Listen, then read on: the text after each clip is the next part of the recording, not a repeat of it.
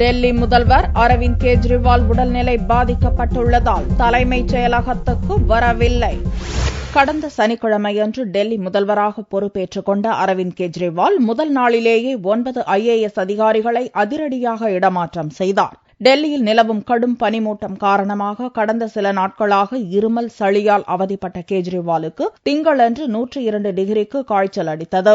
வயிற்றுப்போக்கும் இருந்ததால் அவரை வீட்டிலேயே ஓய்வெடுக்கும்படி டாக்டர் அறிவுறுத்தியுள்ளார். सुबह से उसको हल्का हल्का माइल्ड डायरिया था.